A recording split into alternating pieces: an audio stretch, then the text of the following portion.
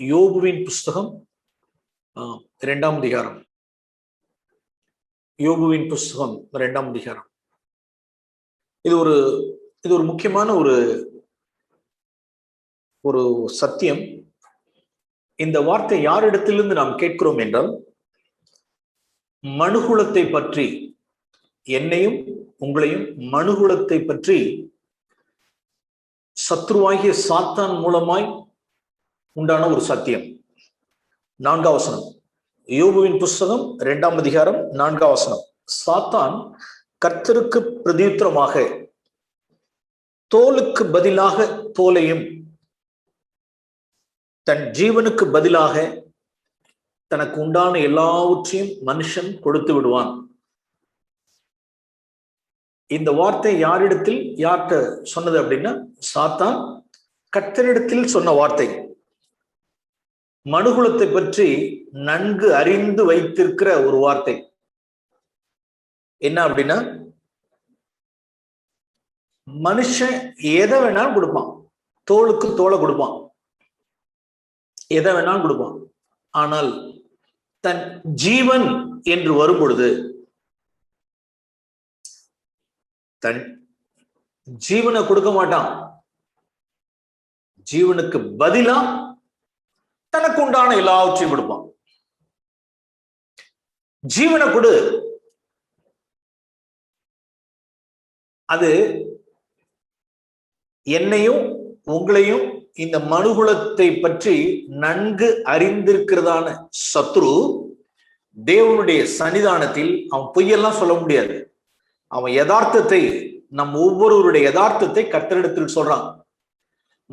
இந்த வார்த்தையை நாம் எப்படி வாசிக்கலாம்? 4ஆம் வசனத்துல, மனுஷன் எதை வேணாலும் கொடுப்பாங்க, ஆனால் அவன் ஜீவனை கொடுக்க மாட்டான். ஏய், ஜீவனை கொடு அப்படின்னா, ஜீவனை கொடுக்க மாட்டேன், என் ஜீவனை வெறுக்க மாட்டேன், என் ஜீவனை விட மாட்டேன், என் ஜீவனை நான் காத்துக்கொள்வேன், வேணும்னா என் ஜீவனுக்கு பதிலா எனக்கு உண்டான எல்லாவற்றையும் கொடுக்கிறேன். இதான் சத்ரு நம்மை அறிந்து வைத்திருக்கிற காரியம். காஸ்பல்ல, 4 காஸ்பல்லையும் ஆண்டவர் 4 இடத்துல சொன்னார். என்ன அப்படின்னா, தன் ஜீவனை காக்கிறவன் இழந்து போவான், தன் ஜீவனை ரட்சித்துக் கொள்ள வேண்டும் என்கிறவன் இழந்து போவான், தன் ஜீவனை இழக்கிறவன் அதை காத்துக்கொள்வான் அப்படின்னார். பிரியமானவர்களே, காஸ்பலினுடைய கோர் ஆஃப் த காஸ்பல், அந்த காஸ்பலுடைய கரு என்ன அப்படின்னா, ஜீவனை வெறுக்கிறது, ஜீவனை இழக்கிறது. எந்த ஜீவனை? ஆதாமின் ஜீவனை இழக்கிறதும், அதை காத்துக்கொள்ளாமல் இழக்கிறதும் விடுகிறதும் தான் கோர் ஆஃப் த காஸ்பல். இந்த ஆதாமின் ஜீவனை இழந்தாதான் நித்திய ஜீவனை நாம் சுதந்திரித்துக் கொள்ள முடியும். ஆனால் சத்ருக்கு ஒண்ணு நல்லா தெரியுது, மனுஷன் எதை வேணாலும் கொடுப்பாங்க ஜீவனை தவிர. பிரியமானவர்களே, இந்த காரியங்களை உங்களோடு கூட நான் பகிர்ந்து கொள்ள விரும்புகிறேன்.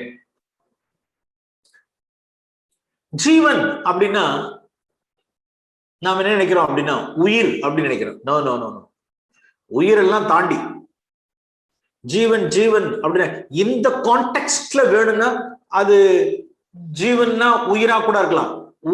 ஜீவன் அப்படிங்கிறது உயிரெல்லாம் தாண்டி, லைஃப் எல்லாம் தாண்டினது ஜீவன். அது ஒரு காரியம், அதை உங்களுக்கு நான் விளங்க வைக்கிறேன். ஃபார் எக்ஸாம்பிள், உங்களுக்கு விளங்க வைக்கிறதுக்காக, தமிழ் ஈழ விடுதலைக்காக, தமிழ் ஈழத்திற்காக, அந்த தமிழ் ஈழத்தினுடைய விடுதலைக்காக ஒரு காலகட்டங்களில் தமிழ்நாட்டில் நிறைய பேர் தீக்குளிச்சாங்க. அதுல தமிழகத்தில் முத்துக்குமார் என்பவனை நான் அறிவேன். அது ரொம்ப பரபரப்பாய் பேசப்பட்ட காரியம். அவன் எதுக்காக தீக்குளிச்சான் அப்படின்னா, அவன் உயிரை கூட துச்சமாய் மதிச்சான். உயிரை துச்சமா மதிச்சு உயிரையே கொடுத்தான், தீக்குளிச்சுக்கிட்டான். அவனுக்கு உயிர் காரியம் கிடையாது. அவனுக்கு எது ஜீவன் அப்படின்னா தமிழ் ஈழ விடுதலை அவனுக்கு ஜீவன். அந்த ஜீவனுக்காக உயிரை கூட கொடுத்தான். இப்ப பாத்துக்கிட்டீங்களா, உயிரெல்லாம் தாண்டினது ஜீவன்கிறது. அது அவனுக்கு இன்றியமையாதது, அதான் அவனுக்கு ஜீவன். அந்த மீனிங்ல பார்க்கணும். வேற மாதிரி சொல்றேன், நெப்போலியனுடைய சோல்ஜர், நெப்போலியனுடைய மாவீரனாகிய நெப்போலியனுடைய ஒரு போர் வீரன் எதிரியினுடைய யுத்தத்துல அடிபடும் பொழுது அவனுடைய மார்பு அருகே ஒரு புல்லட், ஒரு குண்டு பாஞ்சிருச்சு. அவனை உடனே என்ன செய்யறாங்கன்னா, அந்த பிரெஞ்சு படையில உள்ளவர்கள் அவனுக்கு இன்னும் உயிர் இருக்குங்கிறதுனால அவனை எடுத்துட்டு போய் ஆர்மியில உள்ளதான அந்த கேம்ப்ல, மெடிக்கல் கேம்ப்ல வச்சு அவனுடைய மார்புக்கு அருகில் பாய்ந்திருக்கிற அந்த குண்டை எடுக்கணுங்கிறதுக்காக ஆப்ரேட் பண்றாங்க. அந்த கேம்ப்ல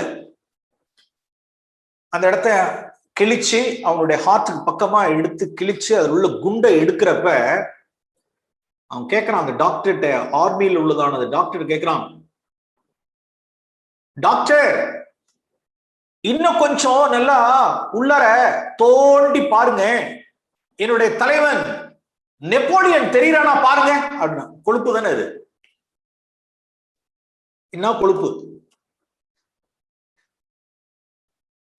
இன்னும் உள்ளார தோண்டி பாருங்க, குண்டை எடுத்துட்டீங்க ரைட்டு, அதுக்கு உள்ளார போய் பார்த்தீங்கன்னா என்னுடைய தலைவன் மாவீரன் நெப்போலியன் தெரியறானா பாருங்க அப்படிங்கிறான்.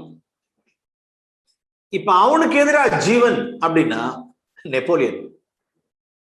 அவன் எதை கொடுக்கறதுக்கு ரெடியா இருக்கான் அப்படின்னா, உயிரை கூட கொடுப்பேன், என்னுடைய லீடருக்கா நான் உயிரை கொடுப்பேங்கிறான். அப்ப அவனுக்கு அது ஜீவன்.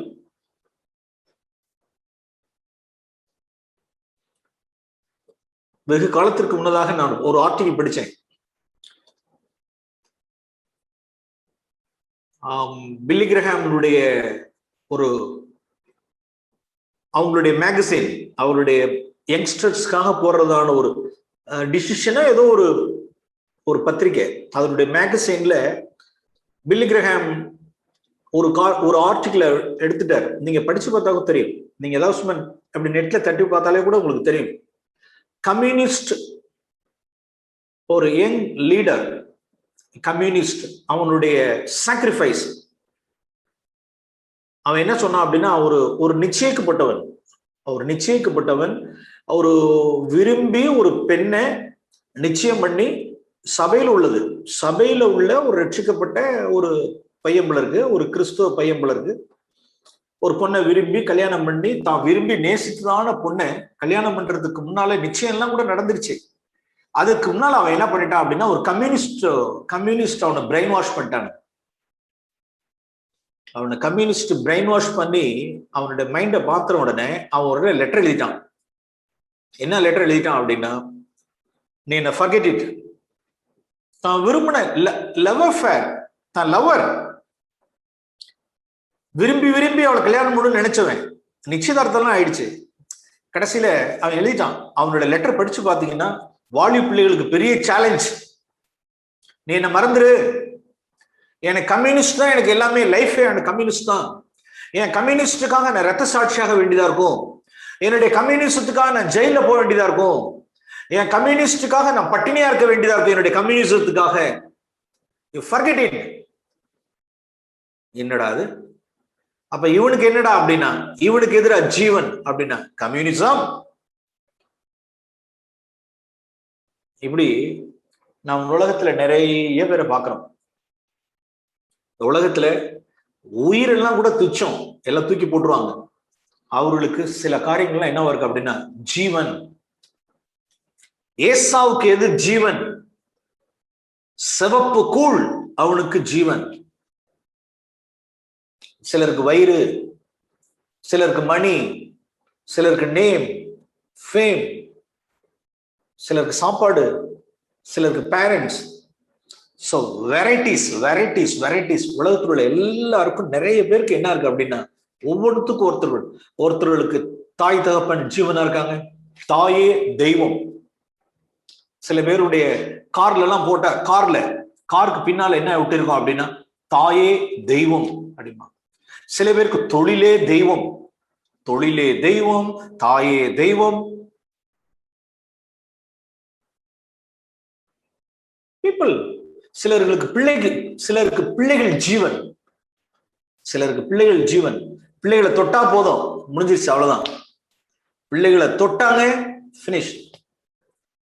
பிள்ளைகள் அவமானப்படக்கூடாது, பிள்ளைகள் ஷேமாயிடக்கூடாது, பிள்ளைகளை யாரும் டச் பண்ணிடக்கூடாது. சிலருக்கு மணி ஜீவன், சிலருக்கு வீடு ஜீவன், சிலருக்கு பொருட்கள் ஜீவன். பிரியமானவர்களே, இந்த உலகத்துல நம்ம சூழ்ந்து இருக்கிற ஜனங்களுக்கு அதான் ஆண்டவர் சொன்னார்.